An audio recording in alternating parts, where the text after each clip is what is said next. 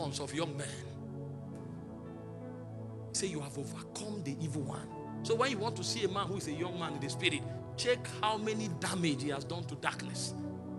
Stamina, stamina, stamina, stamina. And then wisdom. Through wisdom is an house built. By understanding it is established, and by knowledge the chambers are filled. Wisdom is not intelligence.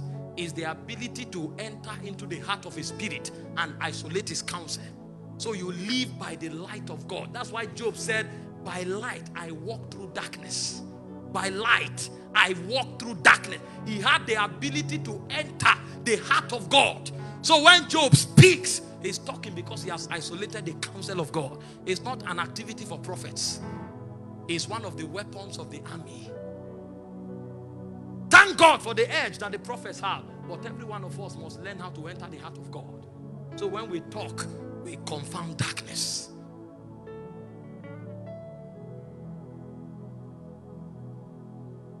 And again I saw that the one that was cast as profane from the mountain of God had developed another strategy. And I was troubled in my spirit. I said, why does the devil always have a way of countering so many things God does in order to have a harvest? What form of intelligence is this? How is it possible? And he said the wisdom of the devil would have counted for nothing if men were yielded to God. So the power is not in the intelligence of darkness. It is in the disloyalty, the rebellion of the sons of light. And I saw the machinations of darkness. And I saw what I term as mutation. Mutation. I said, what form of intelligence is this? I saw a man prophesying with power and preaching against immorality. And the next step, the same man is committing immorality. I now said, this is against the law of the spirit. Light and darkness cannot cohabit. What form of wisdom is this? So the devil is not fighting the man who is hungry for God. The devil just wants to create an occasion where the man can add darkness to light. And he calls it mutation. And that is the first that will disqualify the army of God. Because you are neither hot nor cold, I will spit you out of my mouth. So it is not even the devil that will disqualify you. God will reject you. Because you are a combination of light and darkness. The first healing tonight will begin from the soul. Because it's corruption. That he quoted the scripture. I say, in the land of Zabulon, in the land of Naphtali, by the way of the sea beyond Jordan, Galilee of the Gentile, the people that sat in darkness. That's what it means. More than 80% of the young preachers are compromised. Are compromised. We know what to do to move fire. And we also know how to perfect secrets that are detestable before the Holy One of Israel. Mutation. So at the end of the day, when the roll is called, many will not be there. This is what makes men come to the Lord and they say, away from me, you workers of iniquity. They know how to combine light and darkness.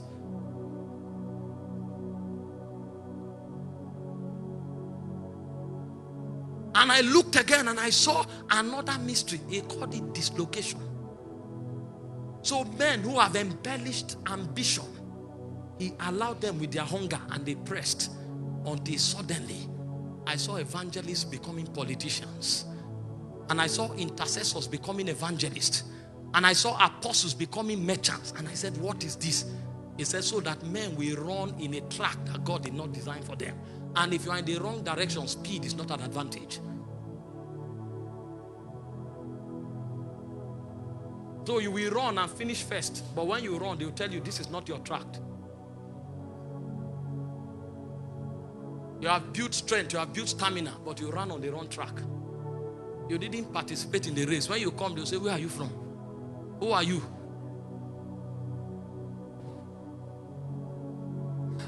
Kadosh, Kadosh, you are mighty on your throne. Media is supposed to be a tool of advancing kingdom, but it has become a tool of disqualifying many. Because many are called into ministry by Facebook. It's about like and followership. But no man can isolate the counsel of God. There's no testimony. We are quoting men, quoting their rhymes. A man can score your message, but he doesn't have the life that the message communicates. Darkness. You reign, you reign, you reign, you reign, Kadosh. You are mighty on your throne. I said, why did the fathers get it right? He said, because they only did what God told them.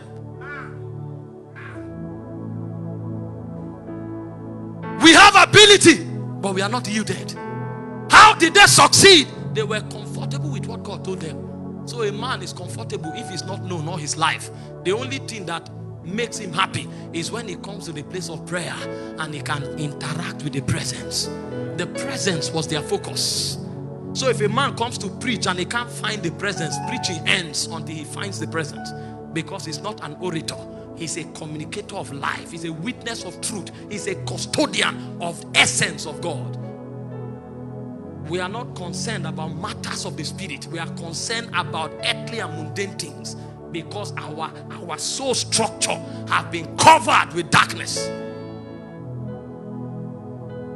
Almighty on your throne. And yet again I saw another dark mystery in the spirit, and it's distraction. It's not a sin. Everybody prides himself to claim to be holy, but there is something that depletes our energy. It's called distraction. So the guy prays in tongues for 4 hours. He diffuses it in 10 minutes. And then he follows a cycle. He takes 1 step forward, he takes 3 steps backward. He takes 1 step forward, he takes 3 steps backward. By the time he runs for 1 year, he is many miles behind where he started from. And then he thinks he's running, but he's actually going through a cycle that takes him backward. So by the time we become old, we'll realize that we didn't make progress. And I began to entreat the Lord, first for myself. Say, Lord, help me, help me, help me. What do I do? What do I do? What do I do? What do I do? And he said, lift up your eyes from where you are now and see. And my mind went to the scriptures in Genesis 13 verse 14. And he said from verse 10 that Lot lifted up his eyes and he saw the plains of Sodom and Gomorrah, that they were green. And he chose that path. But at the end of the day, it became a ground of desolation. But Abraham waited until God said, lift up your eyes. And he looked north, south, east, and west, and God gave him the whole world. So he said the only way to succeed is not to move until God speaks. He said it kills ambition, it kills corruption. If you know you can't step until God speaks, you may not be too quick to move. I saw the reason why in Mark 1:35, he said, a great while in the morning, Jesus went to a solitary place. There he prayed.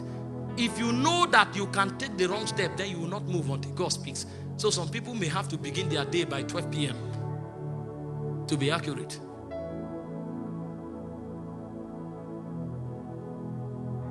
You are mighty on your throne. This is not condemnation, brothers and sisters. It's an alarm in the spirit. Adosh, you are mighty on your throne. They looked unto him and they were radiant. They were not ashamed. Their faces were radiant. The first way to survive is to know how to look. Is to know how to look. Because when you look upon the mountains of God, it will turn your eyes from your affliction. And then you will enter where your destiny is resolved. So Paul said in 2 Corinthians 4:17, our light affliction are but for a moment. It brings you an understanding that what is happening now cannot characterize your life. This is where sickness becomes one of the things that will be handled cheaply. This is where poverty becomes one of the things that will be handled cheaply. This is where afflictions becomes one of the things that will be handled cheaply, because we know that our light affliction. How did we come about that knowledge? We have seen a slate that is in eternity. We lifted our eyes. They work for us an exceeding weight of glory, while we look not at the things which are seen. And even in this service, most of you will have to look away from your sickness, because by the time you turn back, it will no longer be there. I'm telling you, because the reason most people fail is because of sickness. The reason most people fail the race of destiny is because of circumstances. The reason many people fail the race of destiny is because of ambition. He said they looked unto him. They looked unto him. This is why we preach these kinds of messages. What it does for you is that you forget yourself for a moment and you start contemplating matters of eternity. Lord, how do I find you? How do I walk with you? And when you look back, you discover your limitations are no more. Moses, the Bible said, was laboring until he came to Horeb, the mountain of God, and he saw a bush burning that was not consumed. Moses did not understand. He was still troubled that he was a stammerer. And the great one asked him a question: who created the mouth? This is how we know that our light affliction are but for a moment, when we can see him. And one of the ways of seeing him is through his word, because the spirit realm is not necessarily a place where you close your eyes and imagine things. The walls were framed by the word of God. The things which are were not made out of the things which do appear. This is why I tell you, your greatest advantage is the knowledge of God that you have. Is an experiential knowledge. It was prophet that lifted the scripture. He said, as we behold him, we are changed. We are changed. We are changed. In this service tonight, the first thing God will do is that he will cause men to look up. He will cause men to behold him. And by the time they are done beholding him, their sicknesses would have vanished. They will realize. I heard a story by Benny Hinn. A preacher invited him, he had cancer. And he told Benny Hinn, I'm inviting you because of me. But please don't make the church know that I have cancer. He said, but when you are ministering, if the anointing comes upon you, come and minister to me. But please don't tell the church.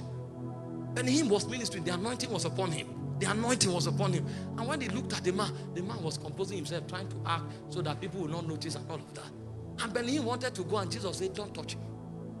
Don't touch him. Until he kept worshiping. And a point came when the man was overwhelmed with tears. As he was crying, the Lord told him, now. And as he came close to the man, his eyes were closed. He went under the power. And cancer ended. Because at that point, his gaze has shifted. When we preach messages like this and the heart of men are open, something is happening on their inside.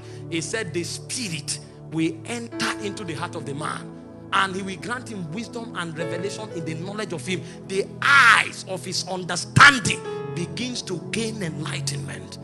So when your heart opens, something is happening beyond what you know. The Holy Ghost now begins to walk on your inside. That is when you are changed from glory to glory by the Spirit of the Lord. If we are corrupt, we will collide with sickness. We will collide with destruction. We will collide with a lot of things. Services like this will not help us, because it will only take a while. What you were cured from, you will go back.